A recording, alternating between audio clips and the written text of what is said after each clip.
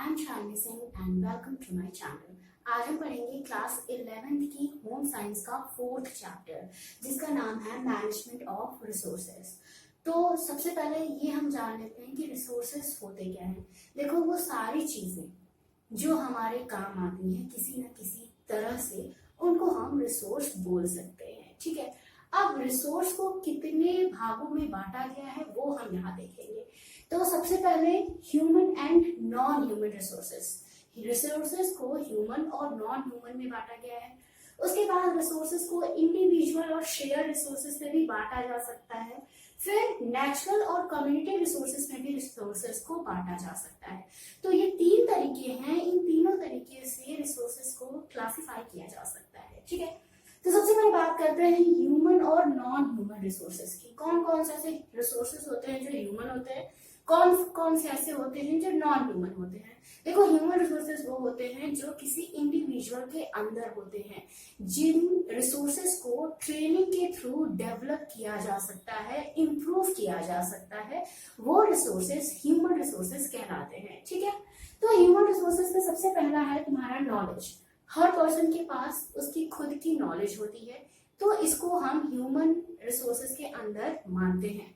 उसके बाद है इंटरेस्ट और मोटिवेशन। देखो, अगर कोई काम आपको करना है, कोई भी आपको काम करना है, तो आपको उसमें इंटरेस्ट होना चाहिए। आपको उस काम को करने के लिए अंदर से मोटिवेशन आना चाहिए, तभी तो आप उस काम को अच्छे से कर पाओगे। तो नॉलेज के साथ साथ इंटरेस्ट होना भी जरूरी है। जरूरी नहीं कि आपको जिस चीज की नॉलेज हो आपको उसमें इंटरेस्ट भी हो। ठीक है, तो ये दोनों ही ह्यूमन रिसोर्सेज हैं। नॉलेज भी, नॉलेज का यूज करके हम क्या कर सकते हैं, नॉलेज का यूज करके हम अच्छी खासी इनकम कर सकते हैं। ठीक है, उसके बाद है स्किल, स्ट्रेंथ एंड एप्टीट्यूड। हमारी जो स्किल्स होती हैं वो भी एक रिसोर्स की तरह होती है। ठीक है, हमारे लिए हमारी स्किल्स रिसोर्स होती हैं और इन स्किल्स का यूज हम दूसरों के लिए भी कर सकते हैं। ठीक है, किसी कंपनी में अगर कोई पर्सन जॉब करता है तो वो अपनी स्किल्स का यूज उस कंपनी के बेनिफिट के लिए कर रहा है। ठीक है, तो इस तरह से स्किल, स्ट्रेंथ, एप्टीट्यूड, ये सारी क्या होती हैं, ये सारी भी ह्यूमन रिसोर्स होती हैं।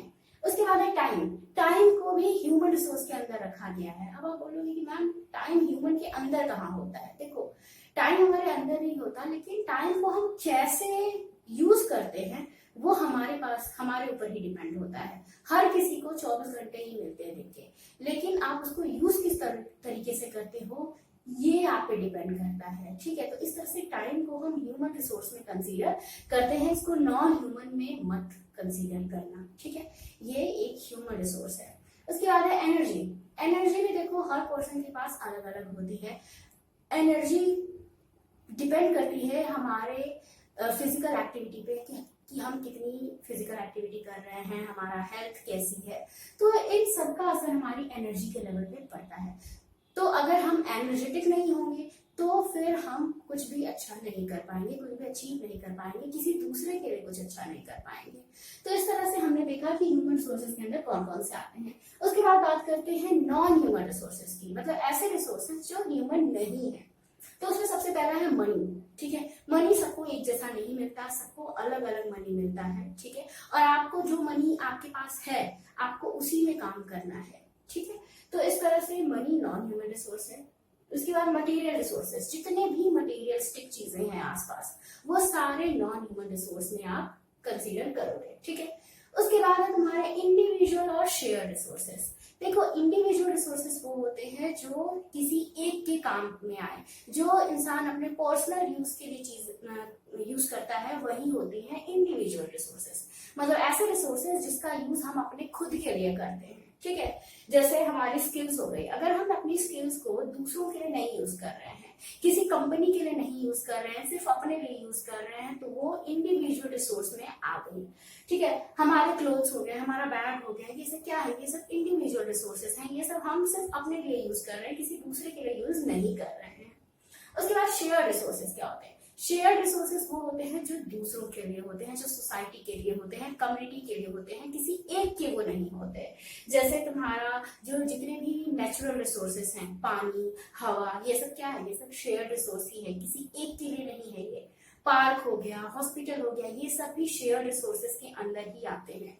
ठीक है, तो हम शेयर रिसोर्सेस में नेचुरल और कम्युनिटी रिसोर्सेस को कंसीडर करते हैं कि जो नेचुरल रिसोर्सेस होते हैं और कम्युनिटी रिसोर्सेस होते हैं ये किसके अंदर आते हैं, ये शेयर रिसोर्सेस के अंदर ही आते हैं। ठीक है, अब हम बात करेंगे नेचुरल और कम्युनिटी रिसोर्सेस की। नेचुरल रिसोर्सेस कौन कौन से होते हैं, आपको समझ में आ रहा है? जितनी भी चीजें हमें नेचर से मिलती हैं जो हमारे काम आती हैं वो नेचुरल रिसोर्सेस होती हैं। ठीक है, अब मान लो कोई ऐसी चीज है जो नेचर में तो एग्जिस्ट करती है लेकिन वो हमारे काम नहीं आती, तो फिर हम उसको रिसोर्स कंसीडर नहीं करेंगे। जैसे आपको पता है कि कोयला बहुत समय पहले से हमारे धरती पे था, बहुत पहले से पेट्रोलियम हमारी धरती के अंदर था, लेकिन जब तक उसका पता नहीं लगाया गया तब तक रिसोर्स नहीं हुआ। मान लो अगर कहीं पे खुदाई नहीं की गई है, वहीं पे नीचे जमीन के नीचे पेट्रोलियम है, तो जब तक अब किसी को पता नहीं है कि वहां पेट्रोलियम है, उसको निकाला नहीं गया है, तब तक उसको आप रिसोर्स के रूप में कंसीडर नहीं करोगे। रिसोर्स वही होते हैं जो हमारे काम आते हैं, जिनको हम यूज करते हैं। ठीक है, तो नेचुरल रिसोर्सेज में हमने वाटर, एयर, माउंटेन ये सब पढ़ा। उसके बाद है कम्युनिटी रिसोर्सेज, ऐसे रिसोर्सेज जिनका यूज कम्युनिटी पूरी करती है, जो किसी इंडिविजुअल के लिए तो होते हैं लेकिन वो इंडिविजुअल को मिलते क्यों है, क्योंकि वो उस कम्युनिटी का या उस सोसाइटी का हिस्सा होता है, तभी वो रिसोर्सेस उस इंडिविजुअल को मिलते हैं। जैसे अगर कोई पार्क हो गया, आपकी कॉलोनी में कोई पार्क है, तो वो पार्क आप यूज कर रहे हो, क्यों यूज कर रहे हो, क्योंकि आप उस कॉलोनी में रह रहे हो, आप उस सोसाइटी में रह रहे हो।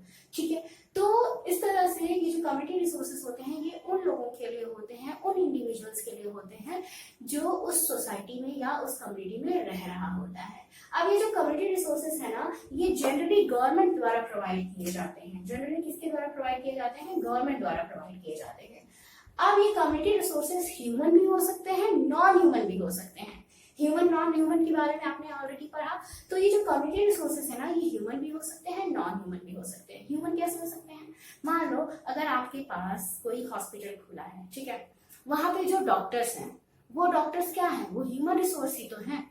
वो आपको अपनी स्किल्स के थ्रू, अपने नॉलेज के थ्रू ही तो दवाएं दे रहे हैं, आपका इलाज कर रहे हैं, तो वो आपके लिए क्या है, नेचुरल रिसोर्सेस हैं। ठीक है, तो इस तरह से जो वो आपके लिए ह्यूमन रिसोर्सेस हैं। तो इस तरह से ह्यूमन और नॉन ह्यूमन रिसोर्सेस किसमें आ जाते हैं, कम्युनिटी रिसोर्सेस में आ जाते हैं। ठीक है, तो डॉक्टर्स क्या होते हैं, ये ह्यूमन रिसोर्सेस होते हैं। इसके अलावा रोड, हॉस्पिटल, पार्क, ये सब कम्युनिटी रिसोर्सेस के अंदर आते हैं। तो यहाँ पे हमने रिसोर्सेस के बारे में पढ़ा, हमने देखा है कितने टाइप से आप रिसोर्सेस को डिवाइड कर सकते हो। आई होप आपको समझ में आया हो।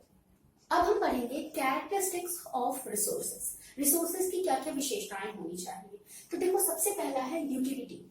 जो रिसोर्स होना चाहिए ना, वो हमारे काम आना चाहिए, हमारे लिए यूजफुल होना चाहिए। अगर रिसोर्स हमारे लिए यूजफुल नहीं है तो इसका मतलब वो कोई रिसोर्स नहीं है। ठीक है, तो रिसोर्स कैसा भी हो लेकिन वो किसी न किसी काम जरूर आना चाहिए। ठीक है, तो जरूरी नहीं कि हर रिसोर्स हर किसी के काम ही आए।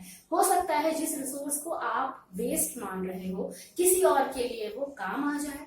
ठीक है, तो जैसे हो गया इसका एग्जाम्पल काउ डंग, गोबर जो होता है गाय का, वो क्या होता है, हम उसको वेस्ट समझ लेते हैं। लेकिन अगर आप रूरल एरियाज में जाओ या ट्राइबल एरियाज में जाओ तो उस काउ डंग से लोगों का चूल्हा जलता है, लोगों के यहाँ उस पर खाना बनता है। ठीक है, काउ डंग का यूज खाद के रूप में भी होता है खेतों में। तो इस तरह से काउ डंग भी क्या हो गया, रिसोर्स हो गया। लेकिन हो सकता है कुछ लोगों के लिए काउ डंग रिसोर्स ना हो। तो रिसोर्स की यूटिलिटी डिपेंड करती है सिचुएशन पे और हमारे गोल पे। ठीक है, हमें उससे कैसा काम लेना है। ठीक है, उसके बाद है एसेसिबिलिटी। रिसोर्स ऐसा होना चाहिए जो अवेलेबल होना चाहिए। अगर कोई रिसोर्स हमारे काम नहीं आ रहा, हमारे लिए अवेलेबल नहीं है, तो वो हमारे लिए रिसोर्स नहीं है। ठीक है, तो रिसोर्स के अंदर अवेलेबिलिटी या एसेसिबिलिटी होनी चाहिए। ठीक है, जैसे देखो, पहली बात अगर कही जाए तो कुछ रिसोर्स ऐसे होते हैं ना जो दूसरों के मुकाबले बहुत ही आसानी से अवेलेबल होते हैं। जैसे अगर मैं वाटर और पेट्रोल में कंपेयर करूं तो वाटर जो है वो इजीली अवेलेबल होता है। ठीक है, वहीं पे पेट्रोल इजीली अवेलेबल नहीं होता है। तो कुछ रिसोर्स ऐसे होते हैं जो हमें आसानी से मिल जाते हैं, कुछ रिसोर्स ऐसे होते हैं जो हमें आसानी से नहीं मिलते। इसके बाद कुछ रिसोर्सेस ऐसे होते हैं जो कुछ लोगों को तो आराम से मिल जाते हैं लेकिन कुछ लोगों को उसके लिए मेहनत करनी पड़ती है। जैसे मनी क्या है, एक रिसोर्स है। कुछ लोगों को मनी आराम से मिल जाता है जो रिच लोग होते हैं, लेकिन कुछ लोगों को वो मनी कमाने के लिए मेहनत करनी पड़ती है, हो सकता है उनको वो मनी अवेलेबल भी ना हो पाए, ठीक है। जितना मनी रिच पर्सन के पास है उतना हो सकता है पुअर पर्सन के पास ना हो। तो रिसोर्स की जो अवेलेबिलिटी है वो अलग अलग होती है। किसी के लिए हो सकता है रिसोर्स आसानी से अवेलेबल हो, किसी के लिए हो सकता है उतनी आसानी से अवेलेबल ना हो, ठीक है। उसके बाद जो रिसोर्सेज की अवेलेबिलिटी है ना वो चेंज होती रहती है। जरूरी नहीं कि जो रिसोर्स जिस मात्रा में आज हमें मिल रहा है उतना ही रिसोर्स उसी क्वांटिटी में हमें कल भी मिले। जैसे फिर से अगर मैं मनी की बात करूं, आपकी जो भी आपके पास मनी है, आपकी सैलरी है, अगर मंथ की स्टार्टिंग की मैं बात करूं तो उस समय आपके पास मनी क्या होगा, ज्यादा होगा, क्योंकि उसी समय आपकी सैलरी आई होगी। लेकिन जैसे जैसे आप मंथ के एंड पे पहुंचोगे आपके पास वो मनी जो होगा वो कम हो जाएगा, ठीक है। तो जो ये रिसोर्स है ये हमेशा एक जैसा नहीं होता, इसकी अवेलेबिलिटी चेंज होती रहती है, इसकी क्वांटिटी चेंज होती रहती है, ठीक है। अब देखो यही बात कह रही है कि जो अवेलेबिलिटी होती है या एक्सेसिबिलिटी होती है रिसोर्स की वो पर्सन टू पर्सन भी वेरी करती है और टाइम टू टाइम भी वेरी करती है, ठीक है। इसके बाद है इंटरचेंजेबिलिटी। देखो जो रिसोर्स होने चाहिए ना वो आपस में इंटरचेंजेबल होने चाहिए। मतलब अगर आपके पास एक रिसोर्स अवेलेबल नहीं है तो उसके जगह पे आप दूसरा रिसोर्स यूज कर पाओ, ठीक है। जैसे मान लो आप बस से स्कूल जाते हो, लेकिन कभी आपकी बस नहीं आई, आपकी बस छूट गई, तो उस समय आप साइकिल का यूज कर सकते हो, साइकिल से स्कूल जा सकते हो, या ऐसे ही पैदल स्कूल जा सकते हो। तो रिसोर्स जो होने चाहिए ना वो इंटरचेंजेबल होने चाहिए, कि अगर किसी कारण से एक रिसोर्स अवेलेबल नहीं हो पा रहा तो उसकी जगह पे हम दूसरा रिसोर्स यूज कर सकें। इसके बाद है मैनेजेबल। जो रिसोर्स है ना वो मैनेजेबल भी होने चाहिए कि आप उनको मैनेज कर सको। देखो आप सबको पता है कि रिसोर्सेज क्या होते हैं, लिमिटेड होते हैं। कोई भी रिसोर्स हो वो लिमिटेड होता है, तो हमें उसको ऐसे यूज करना चाहिए कि वो हमारी फ्यूचर जनरेशन के लिए भी रहे। तो हमको रिसोर्स को मैनेज करके यूज करना चाहिए, ठीक है। तो वही चीज हमने यहाँ पे लिखी है कि रिसोर्सेज को ऐसे यूज करना चाहिए कि मैक्सिमम आउटपुट मिले मिनिमम रिसोर्सेज को यूज करके, ठीक है। मिनिमम रिसोर्सेज को यूज करके आप ज्यादा से ज्यादा अपने गोल्स को अचीव कर पाओ, ये आपके लिए जरूरी होना चाहिए, ठीक है। तो यहाँ पे हमने रिसोर्सेज की कैरेक्टरिस्टिक्स को देखा। अब हम देखेंगे कि कैसे रिसोर्सेज को मैनेज किया जाता है, जो वो पूरा मैनेजिंग प्रोसेस होता है उसको अभी हम पढ़ेंगे। इसके बाद अब हम पढ़ेंगे मैनेजिंग रिसोर्सेज। रिसोर्सेज को कैसे मैनेज किया जाए। Managing resources is about getting the most from the resources which are available to us. जो भी resources हमारे लिए available हैं उन resources का use करके हम कैसे ज्यादा से ज्यादा फायदा उठा सकते हैं, उसी के process को हम managing resource बोलते हैं, ठीक है। रिसोर्स को हम मैनेज क्यों करते हैं, ताकि हम उनका ज्यादा यूज कर पाए, उनसे ज्यादा फायदा उठा पाए। अब है द मैनेजमेंट प्रोसेस। ये जो पूरा रिसोर्सेज को आपको मैनेज करना है ये एकदम से ऐसे ही तो हो नहीं जाएगा, इसके लिए आपको थोड़े स्टेप्स फॉलो करने पड़ेंगे, ठीक है। तो ये जो प्रोसेस है मैनेजमेंट का इसमें 5 एस्पेक्ट्स इन्वॉल्व हैं, ठीक है। तो सबसे पहला इसमें है प्लानिंग। सबसे पहले आप क्या करोगे, प्लानिंग करोगे, ठीक है। अब प्लानिंग करते टाइम आपको ये ध्यान रखना है, प्लानिंग का क्या मतलब होता है। प्लानिंग का ये मतलब होता है ना कि आप किसी भी काम को करने से पहले स्कीम बनाते हो, तो उसी को हम प्लानिंग कहते हैं। तो अगर रिसोर्स को मैनेज करना है तो सबसे पहले आप प्लानिंग तो करोगे ना कि भैया कौन से रिसोर्स को मैनेज करना है, कैसे मैनेज करना है, तब उसके बाद आप एक्शन लेते हो ना। तो सबसे पहले प्लानिंग की जाती है, ठीक है। तो आप देखो जब भी प्लानिंग स्टार्ट करो तो सबसे पहले कुछ क्वेश्चन अपने आप से पूछो। क्या क्वेश्चन, सबसे पहला तो ये कि आपकी प्रेजेंट सिचुएशन क्या है, मतलब अभी आपके पास क्या चीजें अवेलेबल हैं, आप प्रेजेंटली कैसे हो, आपकी प्रेजेंट सिचुएशन क्या है, ठीक है। सेकंड आप ये देखोगे कि अच्छा आपकी प्रेजेंट सिचुएशन ये है, अब आप पहुंचना कहाँ चाहते हो, आपका गोल क्या है, ठीक है। फिर आप वो डिसाइड करोगे। फिर आप देखोगे कि आपकी प्रेजेंट सिचुएशन और आपकी जो फ्यूचर का गोल है उसमें गैप क्या है, मतलब कितना काम आपको अभी करना है कि आप उस फ्यूचर वाले जो सिचुएशन है उसमें पहुंच पाओ, ठीक है। तो आप फिर जब गैप को जान जाते हो तो आप उस गैप को फिल करने की कोशिश करते हो। आप कोशिश करते हो कि कुछ ऐसे एक्शन किए जाए जिससे जो भी गैप है उसको फिल किया जा सके और अपने फ्यूचर के गोल तक पहुंचा जा सके। ठीक है, तो इसका एक एग्जाम्पल देती हूँ मैं आपको। मान लो 2 महीने में आपके बोर्ड एग्जाम है, ठीक है, और आपकी प्रेजेंट सिचुएशन क्या है कि आपने बहुत सारे चैप्टर्स अभी नहीं पढ़े हैं, आपको अभी बहुत कुछ पढ़ना है। ठीक है, बहुत सारे जो सब्जेक्ट्स हैं वो भी आपको भी पढ़ने हैं, तो ये आपकी प्रेजेंट सिचुएशन है। फ्यूचर गोल आपका क्या है? फ्यूचर गोल आपका है कि आप अच्छे मार्क्स पाना चाहते हो। ठीक है, आप मान लो टॉप करना चाहते हो अपनी क्लास में, तो वो आपका क्या है? फ्यूचर गोल है।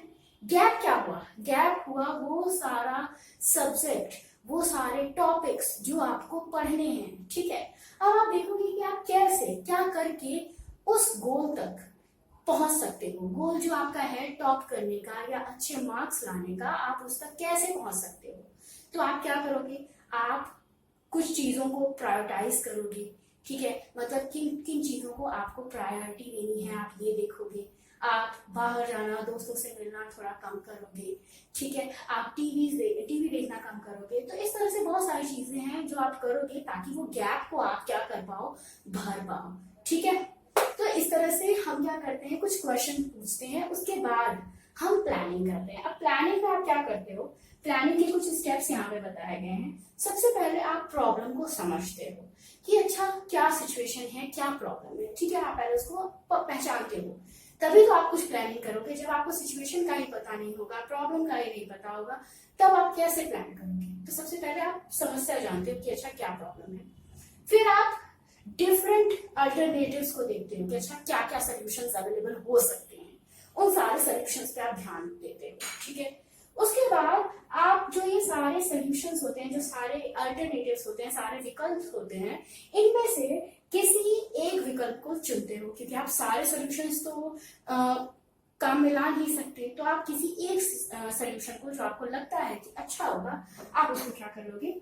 चूज कर लोगे और फिर एक्शन करोगे। मतलब आपको पता चल गया प्रॉब्लम क्या है, आपने को ये भी पता चल गया कि आपको कैसे काम करना है, कैसे इसको सॉल्व करना है, तो आप अब उसको सॉल्व करने की कोशिश करोगे। उसके बाद फिफ्थ है एक्सेप्टिंग द कंसिक्वेंसेस। जो भी रिजल्ट आए, अच्छा आए, बुरा आए, पॉजिटिव आए, नेगेटिव आए, आपको उसको क्या करना पड़ेगा? एक्सेप्ट करना पड़ेगा। क्यों? क्योंकि प्लानिंग तो आप ही की थी ना। ठीक है, तो इस तरह से ये स्टेप्स होते हैं प्लानिंग के। तो प्लानिंग बहुत ज्यादा इंपॉर्टेंट होती है किसी भी मैनेजमेंट प्रोसेस में। ठीक है, सिर्फ यहाँ पे रिसोर्स को मैनेज करने की बात नहीं हो रही है।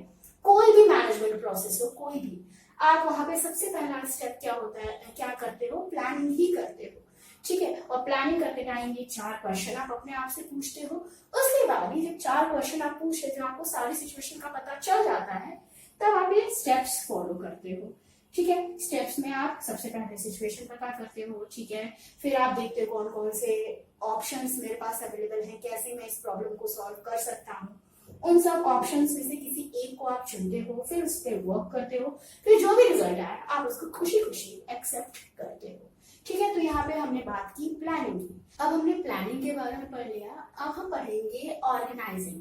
देखो, रिसोर्सेस को ऑर्गेनाइज करना भी जरूरी है ताकि हम उनका मैक्सिमम यूज कर पाए। ठीक है, तो collecting and arranging appropriate resources, जो भी आपके पास रिसोर्सेस अवेलेबल हैं, आप उनको कलेक्ट करो और अरेंज करो। जैसे अभी हमने एग्जांपल लिया था ना कि मान लो आप एग्जाम में अच्छे मार्क्स पाना चाहते हो या आप टॉप करना चाहते हो, तो आप क्या करो? अपनी जो भी बुक्स हैं, अपने नोट्स हैं, सबको एक जगह पे कलेक्ट कर लो, अरेंज कर लो। ठीक है, तो ये जरूरी है। उसके बाद है इम्प्लीमेंटिंग। अब आपके पास सारे रिसोर्सेस आ गए, अब आप क्या करो? अपनी पढ़ाई स्टार्ट कर दो, क्योंकि भाई आपको क्या करना है, आपका फाइनल गोल क्या है? आपको एग्जाम में टॉप करना है। तो आप अब क्या कर दो? अपनी स्टडी को स्टार्ट कर दो। ठीक है, तो इम्प्लीमेंटिंग का यही मतलब है कि अब आप एक्शन करना उस प्लान पे स्टार्ट कर दोगे। ठीक है, उसके बाद है कंट्रोलिंग। अब देखो, एक्शन करते टाइम आपको चीजों पे कंट्रोल भी करना है, आपको अपने एक्शन को देखना है कि कहीं आप कुछ गलत तो नहीं कर रहे हैं। जैसे मान लो आपने सोचा है कि आप इतने समय में ये टॉपिक कवर करोगे, लेकिन आप किसी रीजन से कवर नहीं कर पाए, तो आप उस रीजन को जानने की कोशिश करोगे, ठीक है। अपने आप को कंट्रोल करोगे कि अरे यार मैं टीवी ज्यादा देख रही थी इसलिए मैं ये टॉपिक कवर नहीं कर पाई, अब से मैं टीवी नहीं देखूंगी। तो कंट्रोलिंग भी बहुत ज्यादा इंपॉर्टेंट है, ठीक है। जब भी आप किसी प्लान पे एक्शन कर रहे हो तो उस समय अपने आप को कंट्रोल भी करो, ठीक है। ताकि इससे क्या होगा, आपको बीच बीच में फीडबैक मिलता रहेगा। अगर आप अपने ऊपर नजर रखोगे, अपनी एक्टिविटीज पे नजर रखोगे, तो आपको क्या मिलेगा, फीडबैक मिलेगा। आप जहाँ गलत जा रहे होगे आपको पता चलेगा कि अच्छा यहाँ पे ये चीज मैंने क्या की है, गलत की है, ठीक है।